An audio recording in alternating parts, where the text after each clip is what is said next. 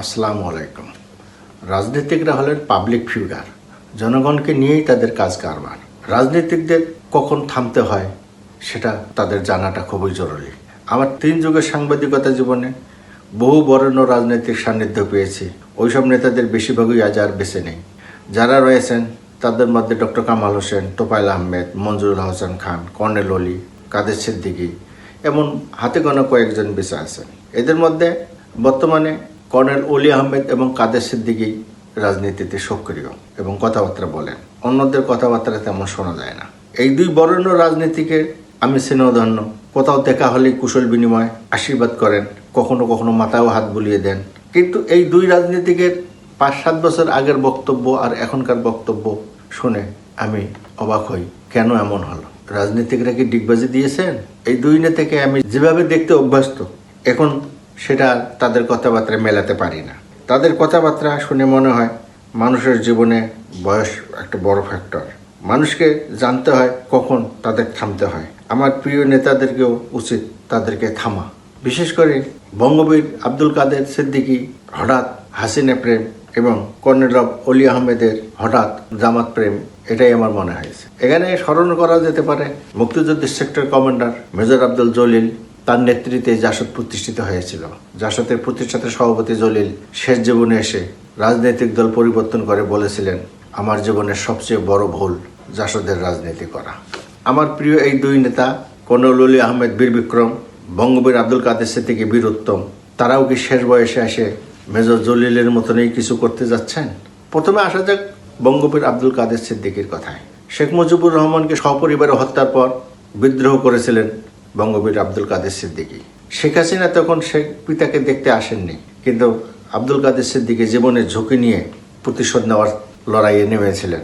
শেষ পর্যন্ত দেশে টিকতে না পারে ভারতে গিয়েছিলেন, সেখান থেকে যুদ্ধ করেছেন, কিন্তু সুবিধা করতে পারেননি। দীর্ঘ 16 বছর তিনি ভারতে অবস্থান করেছিলেন।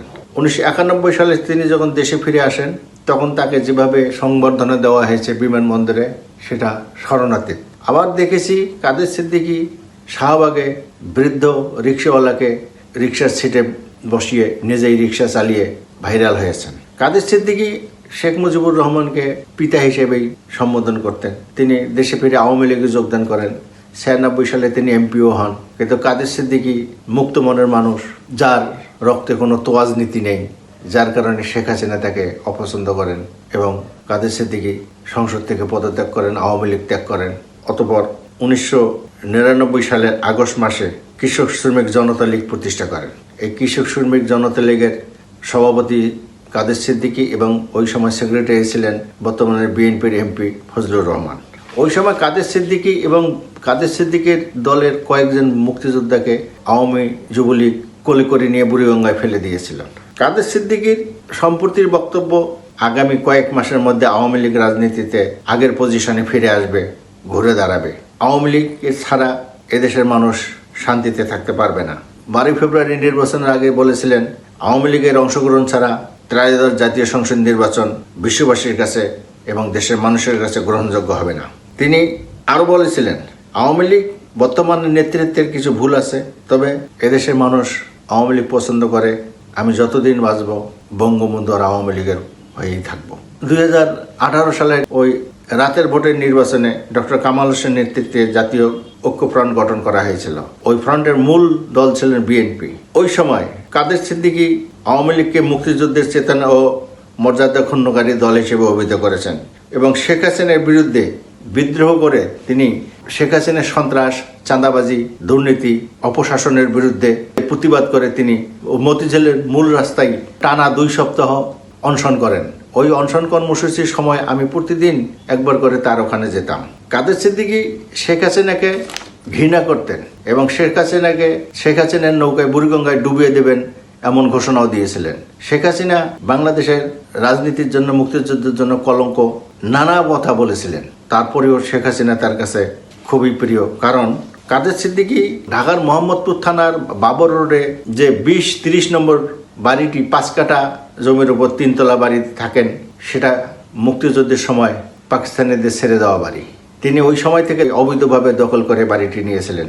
দীর্ঘ 50 বছর ওই বাড়িটি দখল করে রাখার পর শেখ হাসিনার ক্ষমতার শেষ সময় 2023 সালে আগস্ট মাসে ওই বাড়িটি শেখ হাসিনা বঙ্গবীর কাদের সিদ্দিকের নামে দলিল করে দেন। কয়েক কোটি টাকার সম্পত্তি 1001 টাকায় কাদের সিদ্দিকের নামে দেওয়ার পর এই 21 বছরের রাজনীতি পল্টি মেরে তিনি হাসিনার পক্ষে চলে যান, যা তার রাজনীতির সাথে অনেকটা বেমানান। এবার আসা যাক লিবারেল ডেমোক্রেটিক পার্টির সভাপতি আমার প্রিয় নেতা কর্নেল অব অলি আহমেদ বীর বিক্রমের কথায়। 2006 সালের 25শে অক্টোবর পবিত্র ঈদুল আজহার দিন সন্ধ্যায় ফোন করলেন ইনকিলাবের সম্পাদক AM বাহাউদ্দিন। জানালেন আগামীকাল 26শে অক্টোবর সকাল 7টায় বাড়িধারার দূতাবাস রোডের রাস্তার মোড়ে দাঁড়িয়ে থাকবে, তোমাকে অজানা মাইক্রোবাস তুলে নিয়ে যাবে। তিনি অবশ্য জানিয়েছিলেন যে একটা রাজনৈতিক দল গঠিত হবে, তোমাকে ওখান থেকে ওরা তুলে নিয়ে যাবে। ঈদের ছুটি, তারপরেও পরের দিন ভোরে যথারীতি একটি গাড়ি নিয়ে উঠিয়ে নিয়ে গেল বাড়িধারার এশিয়া হোটেলে। বিএনপি আক্রমণ করতে পারে বা নতুন দল করতে দেবে না, সে আশঙ্কায় সাংবাদিকদের আগেই ওই হোটেলে নিয়ে রাখা হয়। পরবর্তীতে অবশ্য গুলশান 2 নম্বরের একটি হোটেলের সামনে লিবারেল ডেমোক্রেটিক পার্টি LDP প্রতিষ্ঠা হয়। ডাক্তার বি চৌধুরী বিকল্পধারা বিলুপ্ত করে লিবারেল ডেমোক্রেটিক পার্টিতে যোগদান করেন, তিনি সভাপতি হন এবং কর্নেল অলি নির্বাহী সভাপতি হন। ওই সময় ক্ষমতাসীন দলের 33 জন মন্ত্রী, MP, প্রতিমন্ত্রী কর্নেল অলি আহমেদের লিবারেল ডেমোক্রেটিক পার্টিতে যোগদান করেন। দলটি গঠনের পর দীর্ঘ 1 বছর অধ্যাপক বদরুদ্দোজা চৌধুরীর বাড়িধারার পোড়াবাড়িতে কেন্দ্রীয় অফিস ছিল, সেখানে প্রতিদিনই যেতাম। পরবর্তীতে নানা কারণে LDP ভেঙে গেল, বি চৌধুরী চলে গেলেন, একে একে অন্য নেতারাও চলে গেলেন, কিন্তু কর্নেল অলি দৃঢ় অবস্থান নিয়ে নিজের অবস্থান অটুট রাখলেন এবং এক পর্যায়ে বিএনপির 20 দলীয় জোটের সাথে হাসিনা বিরোধী আন্দোলনে সক্রিয় হলেন। কর্নেল অলি সবসময় মুক্তিযুদ্ধের পক্ষের শক্তি এবং জামাতের বিরোধী হিসেবে পরিচিত। চট্টগ্রামে তিনি জামাতের বিরুদ্ধেই নির্বাচন করে বিজয়ী হয়েছেন এবং তার স্ত্রীকেও একবার জামাতের বিরুদ্ধে বিজয়ী করে MP করেছিলেন। কর্নেল অলি শহীদ প্রেসিডেন্ট জিয়াউর রহমান এবং বিএনপির রাজনীতির পক্ষেই বলতেন এবং জামাতকে বাঁকা চোখেই দেখতেন। 13দশ জাতীয় সংসদ নির্বাচনে আগেই ঘোষণা দিয়েছেন তার পুত্র প্রফেসর ফারুক আহমেদ নির্বাচনে প্রার্থী হবেন চট্টগ্রামে, কিন্তু আসন সমঝোতা না হওয়ায় কর্নেল অলি জামাতের সাথে জোট করলেন। তবে কর্নেল অলির মহাসচিব ডক্টর রেদওয়ান সিদ্দিকী বিএনপির নমিনেশন নিয়ে MP হলেন। দলটির আরেক বিদ্রোহী নেতা শাহাদত হোসেন সেলিম বিএনপিতে যোগদান করে নোয়াখালীতে MP হয়েছেন। কর্নেল অলি জামাতে যোগদানের পর তিনি সবচেয়ে স্বাধীনতা বিরোধী শক্তির প্রিয় হয়ে উঠলেন এবং জামাত কর্নেল অলির ইমেজকে ব্যবহার করতে দ্বিধাবোধ করল না। নির্বাচনে কর্নেল অলি বিএনপির বিরুদ্ধে অবস্থান গ্রহণ করিয়ে জামাতের পক্ষে অবস্থান নেন। 2026 সালের 2 ফেব্রুয়ারি চট্টগ্রামে নির্বাচনী জনসভায় জামাতের আমির ডাক্তার শফিকুর রহমান ঘোষণা দেন 1971 সালে পাকিস্তান বাহিনীর বিরুদ্ধে প্রথম রিভোল্ট বিদ্রোহ ঘোষণা করেছিলেন colonel of Oli Ahmed. Colonel of অলি আহমেদ ওই সমাবেশেই ছিলেন। তিনি দাবি করলেন আমিরে জামাতের এই দাবি যথার্থ, আমি প্রথম বিদ্রোহ ঘোষণা করেছিলাম এবং জিয়াউর রহমানকে দিয়ে স্বাধীনতার ঘোষণা পাঠ করিয়েছিলাম। কর্নেল অলি জিয়াউর রহমানকে দিয়ে স্বাধীনতার ঘোষণাপত্র পাঠ করিয়েছিলেন, জাতি এই প্রথম শুনল। কারণ জাতি জানে শহীদ প্রেসিডেন্ট জিয়াউর রহমান স্বাধীনতার ঘোষক, যেটা আওয়ামী লীগ সহ্য করত না, যার কারণে M.A. আন্নান প্রথম স্বাধীনতার পাঠ করেছেন দাবি করতেন। আর কর্নেল অলি জিয়াউর রহমানের PS বা APS পদে চাকরি করতেন। এখন প্রশ্ন হচ্ছে কর্নেল অলির হঠাৎ এই পরিবর্তন কেন? আমি দীর্ঘ সাংবাদিকতার জীবনে কর্নেল অলির সাথে বহু মিশেছি। তার ব্যক্তিত্ব, তার দৃঢ়তা আমাকে মুগ্ধ করেছে। প্রায় সব নেতার সমাবেশে ঘুরেছি, দেখেছি, নেতার কাছ থেকে দেখেছি। আমি দেখেছি সাবেক প্রেসিডেন্ট হোসেন মোহাম্মদ এরশাদ বক্তব্য দিতে গেলে তাকে ঘিরে ধরে তার দল নেতাকর্মীরা, এরশাদ তাদেরকে সরাতে পারেন না। কিন্তু কর্নেল অলি বক্তব্য দিতে গেলে নেতাকর্মীরা ঘিরে ধরলে উনি দুপাশে ঘুরলেই একজন নেতাকর্মী তার পাশে খুঁজে পাওয়া যেত না। এমন দৃঢ় অবস্থানের কর্নেল অলি হঠাৎ জামাত প্রেমী হয়ে গেলেন কেন? বাংলাদেশের মানুষ ডিগবাজির রাজনীতি পছন্দ করে না। যারা ডিগবাজি রাজনীতি করে তাদেরকে ঘৃণা করে। আমার 2 প্রিয় নেতার প্রতি অনুরোধ, ডিগবাজির রাজনীতি নয়। বাংলাদেশের মানুষ আপনাদের যে রাজনীতি দেখতে অভ্যস্ত সেটাই দেখতে চায়।